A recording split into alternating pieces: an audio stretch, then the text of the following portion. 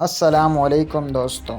India के साबिक वज़ीर आज़म राजीव गांधी और इनके भाई संजय गांधी दोनों को ही रफ्तार और मशीनों से बहुत प्यार था।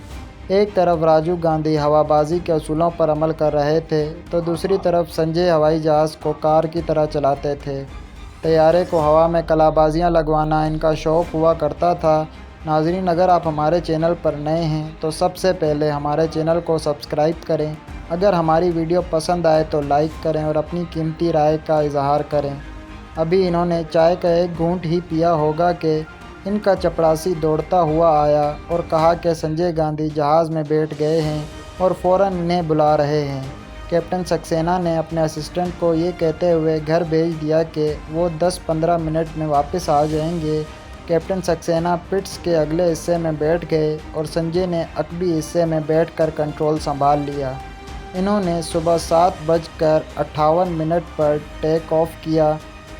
संजय ने हिफाजती कवायद को नज़रअंदाज करते हुए रिहायशी इलाके पर 3 लूप यानी गोते लगाए। वो चौथा लूप लगाने ही वाला था जब कंट्रोल टावर में बैठे तैयारे को देखने वाले लोगों का मुंह उस वक्त खुला रह गया जब इन्होंने देखा कि तैयारा अशोका होटल के पीछे अचानक गायब हो गया।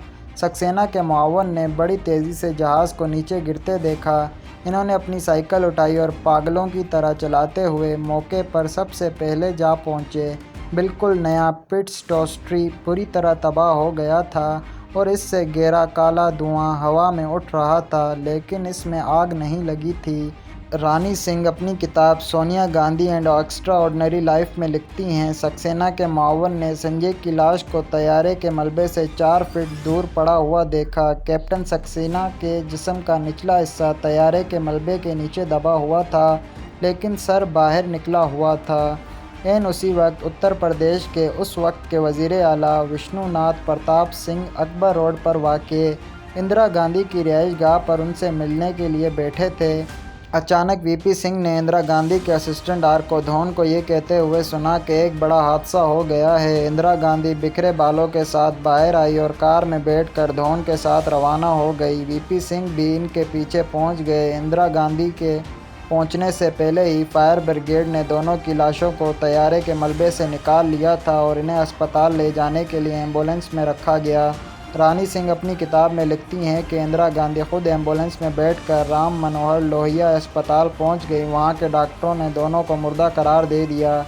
अटल बिहारी वाजपेयी और चंद्रशेखर सबसे पहले अस्पताल पहुंचने वालों में शामिल हुए थे। इंदिरा गांधी ने अपने आंसुओं और एहसास छुपाने के लिए स्याह चश्मे पहन रखे थे। जब तक डॉक्टर संजय गांधी की मस्कशुदा लाश पर काम करते रहे, इंदिरा गांधी उस वक्त तक कमरे में बैठी रही। इधर हादसे की खबर सुनकर संजय गांधी की अहलिया मनिका गांधी भी अस्पताल पहुंच गईं। अंदर उस कमरे से बाहर थी जहां संजय की लाश थी। इन्होंने मनिका को तसल्ली दी और इन्हें अगले कमरे में बैठकर इंतज़ार करने के लिए कहा। इन्होंने कैप्टन सक्सेना की अहलिया और वालदा को भी तसल्ली दी। संजय की लाश पर डॉक्टरों को 3 घंटे लगे। जब इन्होंने अपना काम ख़त्म कर लिया तो इंदिरा ने इनसे कहा कि अब आप मुझे कुछ मिनट के लिए मेरे बेटे के साथ छोड़ दें। डॉक्टर कुछ हिचकिचाए, लेकिन इंदिरा ने इन्हें सख्ती से वहां से चले जाने को कहा। ठीक 4 मिनट के बाद वो कमरे से बाहर चले गए। वो उस कमरे में आ गईं जहां मनिका बैठी थी।